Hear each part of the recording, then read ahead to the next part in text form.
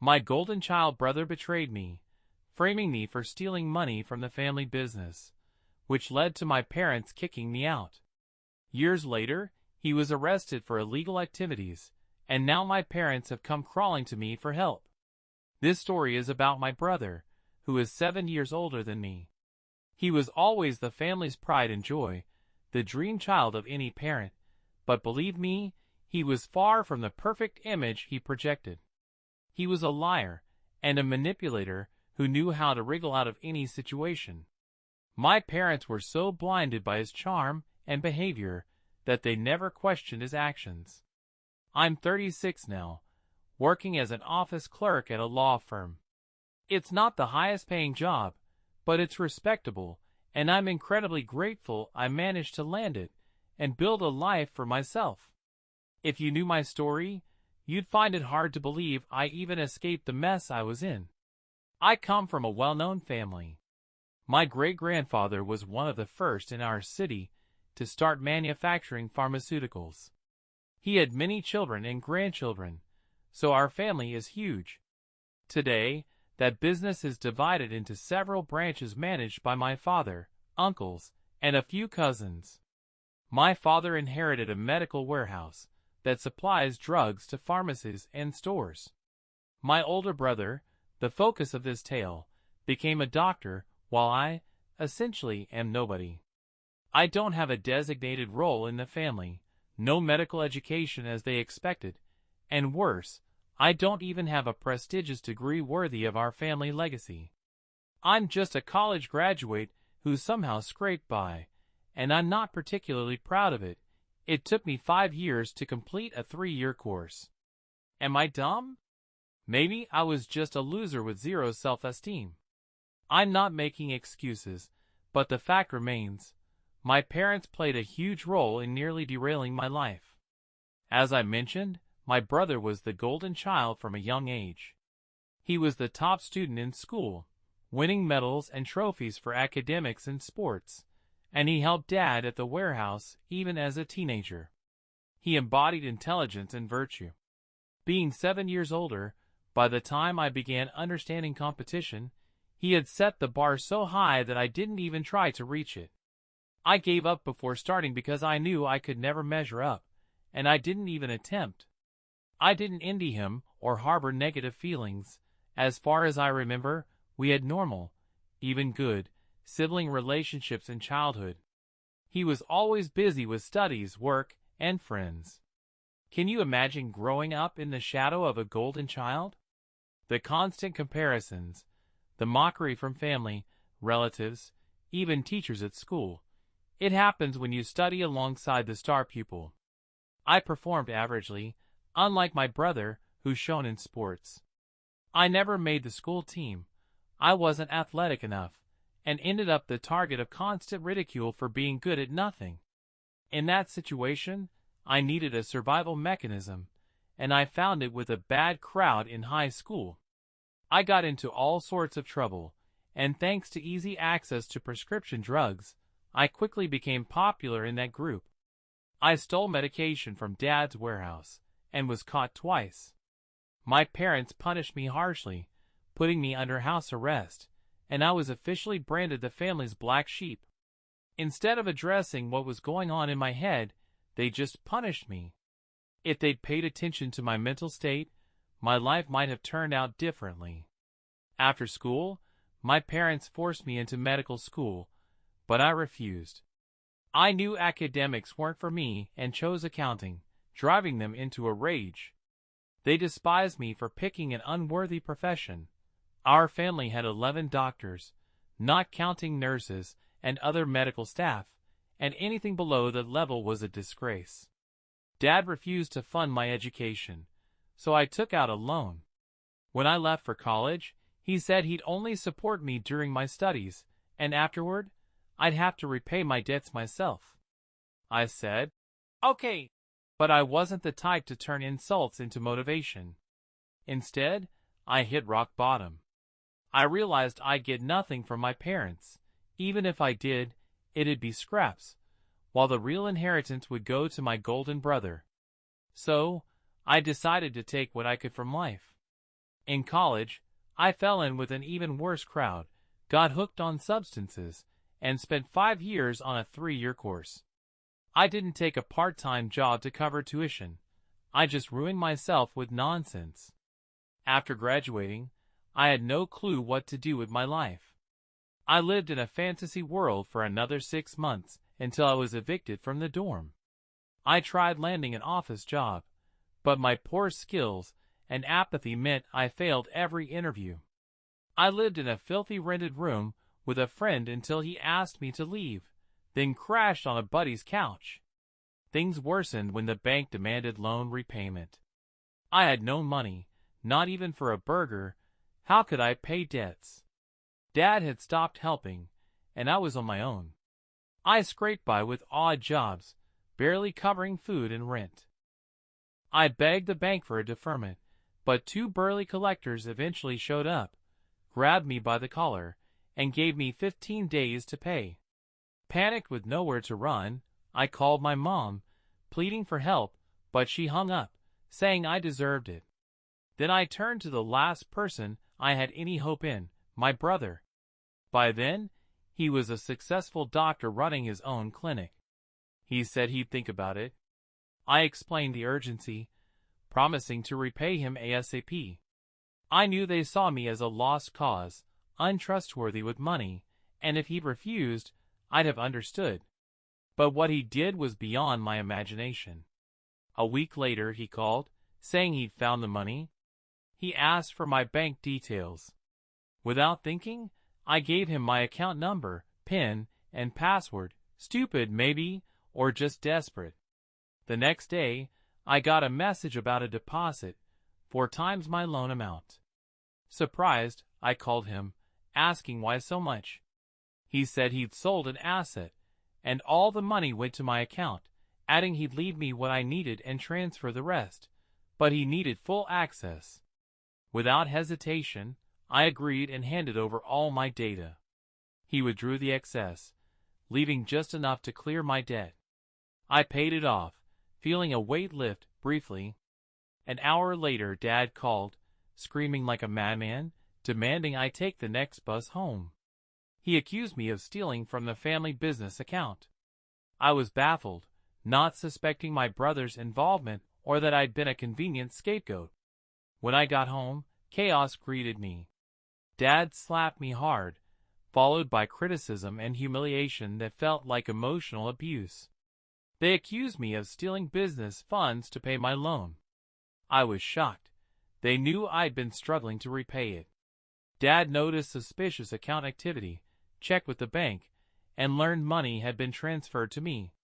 He told my brother, who spun a tale of me stealing it, even presenting my bank statement as evidence. I was speechless as he calmly detailed it all. My entire extended family was there, their eyes filled with disgust. I stammered, "Bro, you transferred the money to me." He looked at me like I had spouted nonsense, denying it with a straight face. I called the bank, asking where funds from my account went. They said an anonymous private account, no owner details. But from Dad's account, money clearly went to mine. It clicked. My brother moved funds from Dad's business account to mine, then to his personal account, leaving no trace. That's how far he'd go for profit. I pulled him aside, demanding he confess, but he was a skilled liar, denying everything. My parents defended him. He was their golden son. Some relatives doubted I'd steal, but had no reason to defend me. I was forced to repay the money, though I had no idea how. Dad threatened police, but my brother stopped him, claiming it had harmed the family's reputation. How clever of him. I thought it was guilt, but it was calculation. If police got involved, they might uncover the truth. He framed it as a favor, saving me from prison, then demanded I leave their lives. Despite my innocence, I felt like a criminal, unable to face anyone. I turned and fled, tears blinding me as I ran through the streets, collapsing on a curb to sob like a child. I wandered for nearly an hour before taking a bus back to my rented dump. That day, I swore never to return to my family, and to take control of my life. It took 8 years to build a decent life. Tough, but anger and resentment drove me. I wanted revenge, to expose my brother, to destroy him, but I knew I had no power. They had all the resources to crush me. I had nothing, not even money for therapy. I'd almost forgotten this story until a few days ago, when something stirred those painful memories. My brother's wife found me at work, unannounced. I didn't recognize her at first. I'd blocked all relatives on social media, but she tracked me down. She came begging for help, asking me to save my brother from prison. He's accused of selling banned drugs. I asked if she knew our history. She nodded, admitting the stolen money funded his underground drug production and sales. Someone snitched, and he shut it down months before police closed in, but they've caught up, and arrest is imminent. I asked why me. Don't they have a legion of relatives? She said police shut down Dad's warehouse, investigating his possible collusion with my brother. All accounts are frozen, and relatives avoid them, not wanting trouble. Why me? Because I work at a law firm and could ask a lawyer to take his case. Seriously? They think I'd help after he framed, humiliated, and exiled me? She pleaded, citing their kids.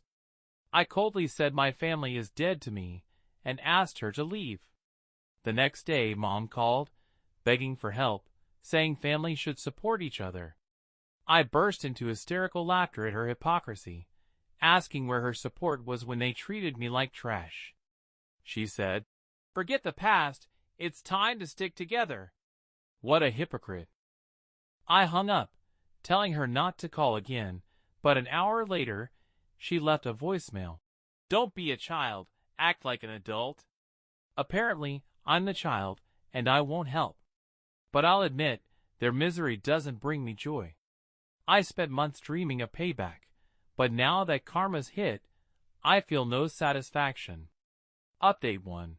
The reaction to my post blew my mind. You were right, my brother got what he deserved, as did my parents. Call me a devil, but I decided to use this to avenge my humiliation. When Mom called again begging for help, I said I'd come home to discuss it. I arrived, and suddenly everyone was loving and caring. I clarified, "I'm not here for empty reconciliation." My brother, his wife, and kids had moved in with my parents since his property was seized pending investigation. They all begged me to help. My brother cried, trying to hug me, but I stepped back, gesturing for distance. I said, "Years ago, when I begged for help, no one came. I was called a thief and thrown out." He teared up, saying he regretted it. I replied, "Your crocodile tears don't sway me. You judged me before the family, so your apology and confession must be too." Mom screamed, accusing me of staging a show in their crisis. I said, "That's not my problem. Want help? Do it." Desperate, they called relatives, pleading for attendance. Most ignored them. Some refused to risk legal trouble. Finally, Mom admitted it was about me. My brother wanted to confess publicly. Only a few uncles and aunts came, some genuinely concerned, others with popcorn for gossip, but enough to spread the word. My brother admitted he stole from the family business to start an illegal venture, using me as a scapegoat. I asked, "Why the hell did you do this to your own brother?"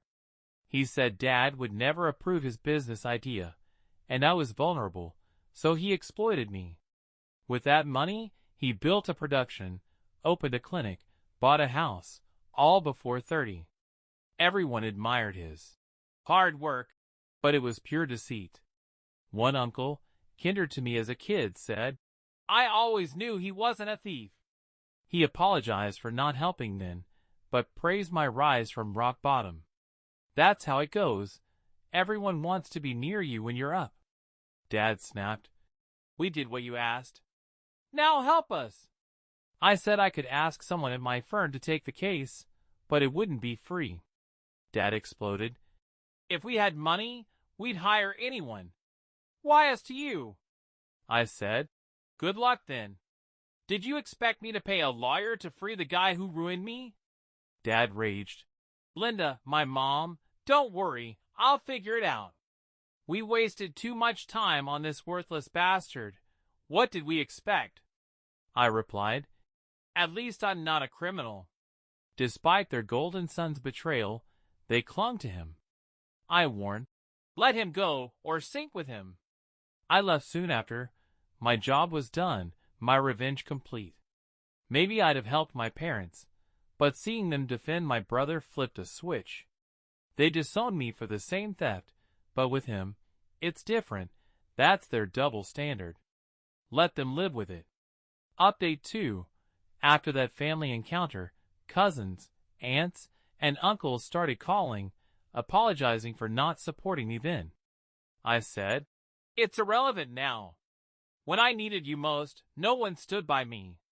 From them, I learned my brother was arrested a month ago for producing and selling illegal drugs, 8 years, though his lawyer's fighting for a reduction. Dad wasn't arrested. His involvement wasn't proven.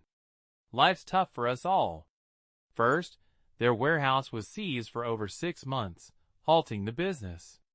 Second, government agencies are scrutinizing Dad with surprise inspections and tight oversight, causing constant stress and work issues.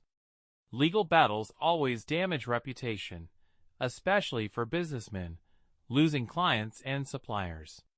Some relatives say my parents aged 10 years in 6 months, regretting their blind trust in their golden son. Yet, they still don't think of me or feel remorse. I said, all good. I don't need them. An uncle close to Dad said they're considering selling everything and moving to a remote village where no one knows them, ashamed of neighbors and relatives' judgmental looks. My brother's wife moved to her parents after his arrest, with nowhere else to go. I can't say I feel satisfaction or great joy, but I'm glad the truth emerged and justice prevailed.